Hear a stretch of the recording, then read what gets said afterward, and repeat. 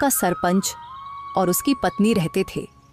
उनकी अपनी कोई संतान नहीं थी, इसलिए राजू के माता पिता के गुजर जाने के बाद उन्होंने ही राजू को पाला। ये लो राजू बेटा, ये खाना खा लो, और अगर कम पड़े तो मुझसे आकर ले लेना। अरे मौसी, मैं कब तक आपके ऊपर बोझ बनकर बैठा रहूंगा? अब तो मुझे शर्म आती है। अरे बेटा, ये तुम कैसी बातें कर रहे हो?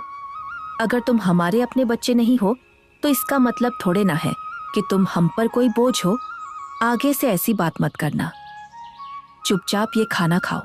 यह कहकर सरपंच की पत्नी सीमा वहां से चली गई। राजू ने आराम से खाना खाया। खाने के बाद जब वह झोपड़ी से बाहर निकला तो सामने ही सरपंच दिखाई दिए। राजू ने उन्हें देखा और सीधे उनके पास जा पहुंचा। राजू बेटा, खाना खा लिया है ना? जी सरपंच साहब, अभी अभी मौसी खाना देकर गई थी और मैं वही खाकर घर से निकला हूँ। हाँ, अच्छा किया। अब तुम बड़े हो गए हो बेटे, अपना ख्याल रखना सीखो। जी सरपंच जी, 8 वर्ष की उम्र से लेकर अब तक आप ही मेरा ख्याल रखते आए हैं, पर अब मुझे शर्म आने लगी है। अब मैं कुछ काम करना चाहता हूँ। इसमें शर्म की क्या बात है बेटा? हमने तो हमेशा तुम्हें अपना ही माना है। लेकिन अगर तुम्हारा मन फिर भी कुछ करने का है तो सुनो, गांव के पास वाला जंगल अब पहले जैसा खतरनाक नहीं रहा। चाहो तो वहां जाकर लकड़ियां काट सकते हो या शहद इकट्ठा कर सकते हो। जी सरपंच जी, मैं कल ही जंगल जाऊंगा। अब समय आ गया है कि मैं अपने लिए और आपके लिए कुछ कर दिखाऊं। अगले दिन राजू एक कुल्हाड़ी लेकर जंगल की ओर चल पड़ा। कुछ ही देर में वह जंगल पहुंच गया। जंगल में कदम रखते ही उसने सोचा, कुछ भी कहो, सरपंच जी ने बचपन से लेकर अब तक मेरी बहुत मदद की है। अब समय आ गया है कि मैं अपने पैरों पर खड़ा होकर दिखाऊं, और अब मैं उनकी सेवा करूं ताकि उन्हें अपनी संतान की कमी महसूस ना हो और वे हमेशा खुश रहे। अभी राजू ये सोच ही रहा था कि अचानक उसकी नजर एक कोयल पर पड़ी, जो उसे बड़े ध्यान से देख रही थी। अरे, यह कोयल मुझे इतनी गौर से क्यों देख रही है? इसका आकार तो बाकी कोयलों से बड़ा है और देखने में भी यह कुछ डरावनी लग रही है। राजू ने अभी इतना ही कहा था कि तभी कोयल उड़ती हुई उसके पास आ गई और इंसानी आवाज में बोली, मैं तुम्हें भली भांति पहचानती हूँ। तुम्हारा नाम राजू है और तुम मोहन के बेटे हो। कोयल को बोलते हुए देखकर राजू बहुत डर गया और बोला, ये कैसे मुमकिन है? तुम तो कोयल हो, फिर इंसानी आवाज में कैसे बात कर रही हो? शायद ये मेरी आंखों का धोखा है। भला कोई कोयल इंसानों की तरह बोल सकती है? नहीं, यह तुम्हारी आंखों का धोखा नहीं है। मैं सचमुच बोलने वाली कोयल हूँ। असल में मैं भी कभी इंसान थी, लेकिन एक तांत्रिक ने मुझ पर श्राप दे दिया और मैं कोयल की शक्ल में बदल गई। मैं तुम्हारे पिता के रहस्यों के बारे में सब कुछ जानती हूँ। वे कुछ समय पहले जंगल गए थे और फिर कभी वापस नहीं आए। अरे, न जाने कौन हो तुम। मैं ऐसे कैसे तुम्हारी बात पर विश्वास करूं? कभी सोचा है तुमने?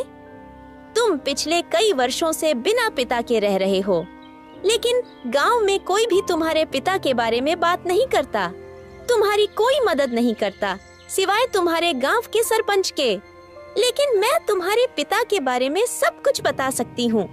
तुम्हारे पिता अभी जिंदा हैं और मुझे यह भी पता है कि वे कहाँ हैं। अच्छा तो बताओ, मेरे पिता कहाँ हैं? मैं उनसे मिलना चाहता हूँ। मैं तुम्हें जरूर बताऊंगी, मगर उससे पहले तुम्हें मुझे इस श्राप से मुक्त कराना होगा।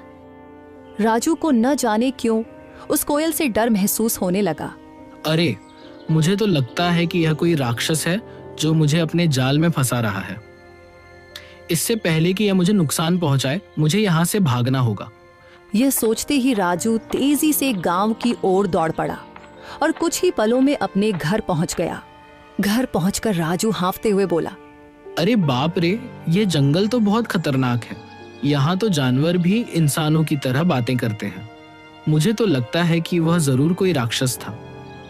मैं अब कभी उस जंगल में नहीं जाऊंगा।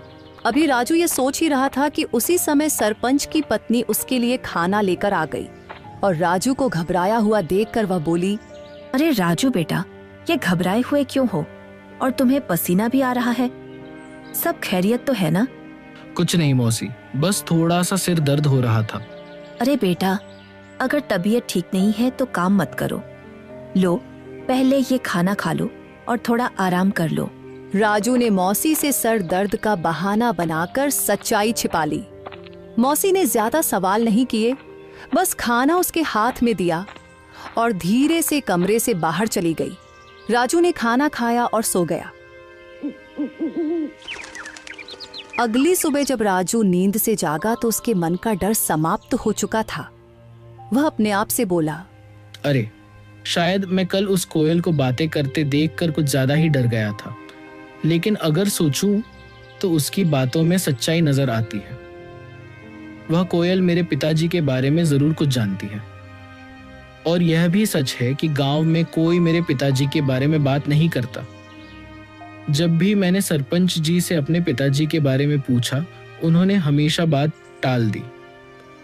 बस इतना ही कहा कि मेरी माँ जन्म देते ही चल बसी और मेरे पिताजी कई साल पहले जंगल गए थे, जो फिर कभी वापस नहीं आए।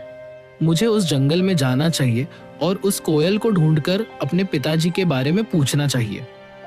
यह कहकर राजू जंगल की ओर चल पड़ा और कुछ ही देर में वह जंगल के उसी स्थान पर जा पहुंचा जहां कल उसे वह कोयल मिली थी।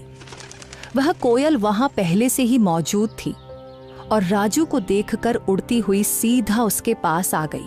मुझे पता था कि तुम जरूर आओगे, क्योंकि तुम भी अपने पिताजी मोहन की तरह ही बहादुर हो। मैं सिर्फ इसी वजह से आया हूँ क्योंकि मुझे अपने पिताजी से मिलना है। तुम कह रही थी कि तुम मेरे पिताजी के बारे में जानती हो, तो बताओ मेरे पिताजी कहाँ हैं? मुझे उनसे मिलना है। कल मैंने कहा था